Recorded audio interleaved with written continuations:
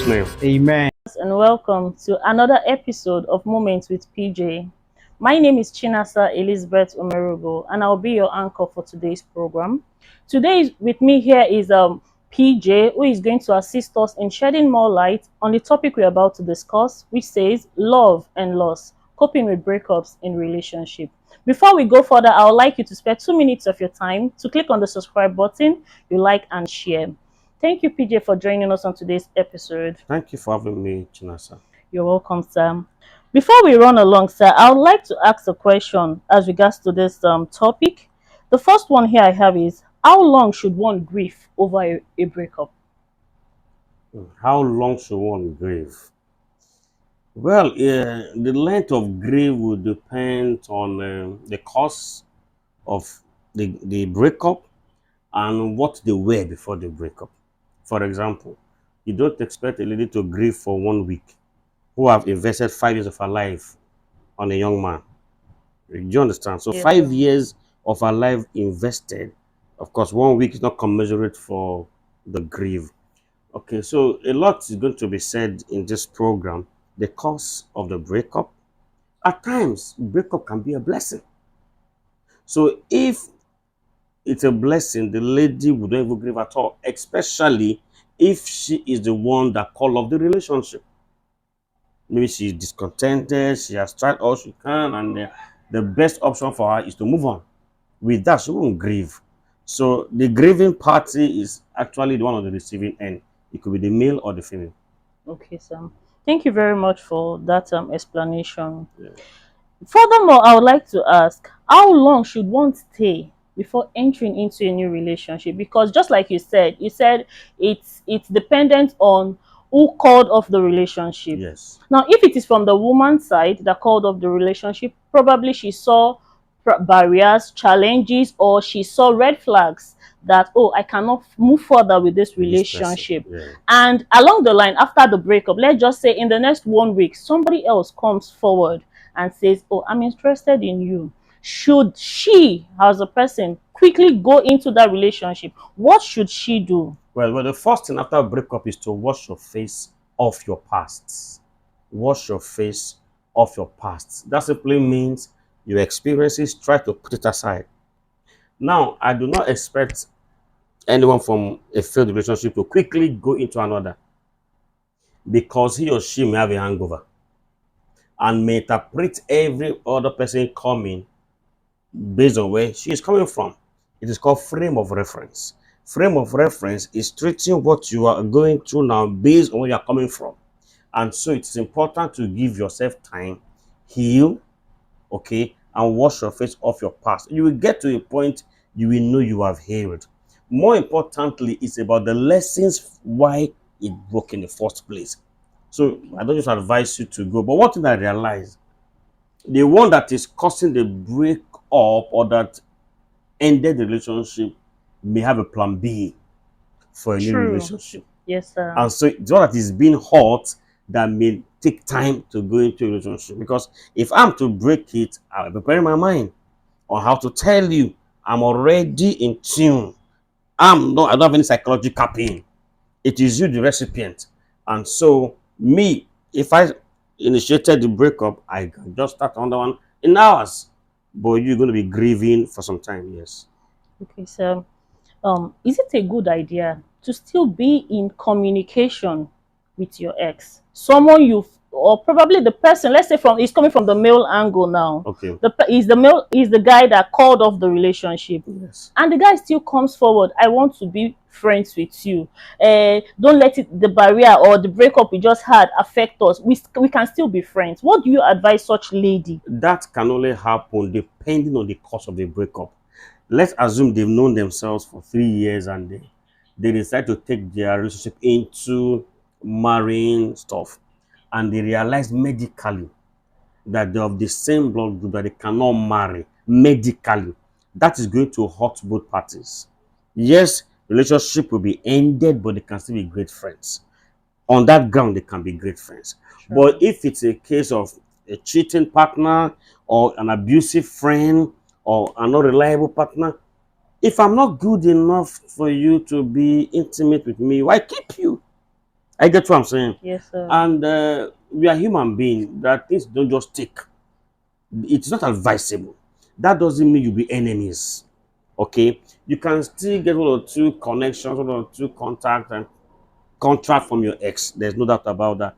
But to be so close, this is emotion here.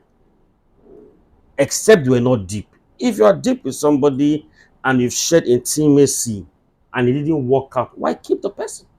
Then it's if you are not serious. You're going to end up deceiving yourself. True. True.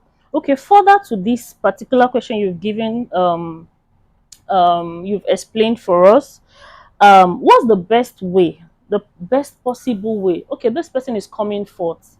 I want to be friends with you. Let's streamline it to due to infidel. Okay. The person was unfaithful. And Okay. along the line, we called off, we went our separate ways. And this person comes back and says, we can still be friends. I want us to be friends. How do you relate with this person? How do you not make it look like, oh, I can never forgive you? Okay. You see, the heart of a man and that of a woman, they are two different things. All right. A man can break up with a lady and sees the lady and as though nothing happened, but a woman or a female isn't like that. Yes, sir. Okay. But again, the bottom line is what is the cause? But in this case, you say infidelity. Infidel. Now, because they were not married and the guy is a random person, it's a red sign that this person cannot be reliable even when we marry. And so the lady said, based on ABC reasons, I cannot. They can be friends, but don't risk tying your future with him. You can be friends, all right? But nothing intimate because your future is more valuable and more important to tie to someone you've noticed red flags from. So you can be good friends. You can be friends, but nothing erotic, nothing emotional should be between the two of them. Involved. Okay. In a situation whereby you've agreed to be friends Okay. with your ex, Yes. and peradventure this your ex is already married Okay. and has a wife, has families that knew both of you before, and along the line, as the lady, you get to hear things, you get to hear conversations that were never true. I don't know if you get what I'm saying. You were dating, Before he got married. before he got married, you broke up, Yes. you've went your separate ways. Then just probably due to, oh, I don't want to, I've forgiven you. I just want us to be good friends, just casual friends. The guy is saying now. The guy said, and you agreed as the lady. Okay. And you went further and said, okay, we can be friends. I owe you my greeting. I owe you, pleasantries. And along the line, you, the lady, you started hearing gossips that the guy has gone to say, has told the wife has told several persons. Okay. So what do you do in such scenario? Do Yes. you go further to still maintaining that friendship with that person? I'll tell you, and that is the truth, if ladies can accept it. That lady has not moved on. A lady that has moved on will not even get any information from that source. For you to even hear, it means you know somebody that knows somebody that is in the know. I get what I'm saying. Yes, sir. So it is obvious there is still a bridge connecting you to your past. Now, when you have moved on, break the bridge behind you. That is, filter as much as you can the information that comes from that end. Now, when you hear such and you still react, there's a tendency the healing isn't done. It's not done. It's not complete. Because one of the signs of a healed person is that when they hear such things, they don't react, they just smile. Because they have moved on. So there's a possibility she has not moved on. And if she has, she needs to cut those bridges that are still linking. Those people that are feeding her, they don't love her. They don't, so she shouldn't keep such a people. Okay. Emphasis on cutting bridges. Yes. When like this scenario now, we want to cut bridge. You want to, every ties, you want everything. You don't want to have anything to do with this person. And at the end of the day, you find yourself in the same environment. Okay. It could be church, it could be work. Yeah. And you have definitely other people that knew both of you in the same gathering. What do you do? I'm in your church. My ex is in the church. My workplace, I work there. You're also there. I see you every day. Yes. And along the line, people are still coming to tell the lady, oh, this is what I heard. This is Okay. what I heard. Yes. Do you put up a difference? Number one, you don't decide how you meet, whether church, work. Life has a way of playing tricks on us. Let me even warn, that is why we must do things right. I'm sure while the dating was going on, you never ever said you both work in the same office or be in the same church. That is why you must just do it right. Why? For your dignity. The future is pregnant and it can throw up anything. Of course. Do you understand? Now, if a lady had done well with her ex, when she sees her ex probably in the same church, in the same workplace, she will walk with her shoulders high because she knows she did well. Okay. Now, but let's assume everything wasn't right and they're not in the same congregation or workplace. You have moved on, you are moved on. It is part of the pains of your past. I get me. You see, there are some mistakes you make, you just go. While there are some you make that live with us. So we must be very careful. But if you find yourself in such a situation, you can't pretend you had shared emotions with this person. True. Maturity in this point is key. Just be mature, ability to keep your emotions under check. Check. All right? It didn't work out, it didn't work out. Surprisingly, we are everybody exes. That's true, sir. Your current husband is going to is somebody ex. I get what I'm saying. Yes, sir. Okay, so only few persons don't have exes in their life. And so the world is revolving around exes. Do you have one? Yes, everybody do. So we'll not put our head in shame because Sure. of that. But maturity is important and your emotions, keep it in check. It was a past, it remains in the past. No regrets, move on. No reactions. No reactions, yes. Thank you very much, sir, for that enlightenment. In regards to this last explanation, how does one regain back his or her dignity after Hmm. breakup? How do you regain dignity? You know, dignity is a very deep word. Are you talking about dignity or confidence? They're not the same. Dignity, or let's just streamline it to confidence. I don't. Since you said it's an ambiguous No, word. I'm not talk. I'll talk about it, but I want to be sure you know what you asked. Yes, relating to this last Yes. explanation, you said if at all along the line they did not do it right, they messed up along the line, and the relationship did not go as planned. Now let me quickly tell you this quickly. That there was a breakup between the two of you, and he or either party went ahead to marry, and you are yet to be married. Whatsoever you are experiencing and feeling, the married one is feeling the same thing. Just know it. Exactly what you are feeling, that same person is feeling it. For dignity, for the two of you, no dignity. Except there was no sexual pleasure. Sexual experience robs you of your dignity as a woman. That is the truth. So when you see that, whenever you see that person, you know that you sold something precious of you to him. True. And it's vice versa. Now you can't erase it. That is where maturity comes in. So for dignity, my dear, put up a bold face. You both did it when the going was good. I get what I'm saying. Yes, sir. So forget about the dignity amongst the two of you. The two of you both saw each other's nakedness. Forget about dignity amongst the two of you. But life must go on. It's a mistake. It's a mistake you have made. Even though it's a costly one. But for confidence, yes, you can build your confidence before your ex. How? Only result can cancel insults. Don't permit him or her to meet you where he left you. True. Don't. Now listen, nobody checks on you secretly like an ex or an enemy. That's correct. They check your Facebook for testimonies. They check your page for progression, and they are happy when there's no progress. So how do you gain your confidence? Is by results. You left me as an SSC holder. You are seeing me after 5 years. I have my HND in this. I have my for. I get what I'm saying. Yes, sir. You left me as a cleaner. Today I'm working in the bank. Wow, that's confidence. I get what I'm saying. Yes, sir. But if he meets you worse than he left you, the moment you see his car, even you go and want to go and hide. So it is results that can give you the confidence you need before your ex. So the moment there's a breakup, you need to recover fast because you now have plus one enemy. Forget the smiles.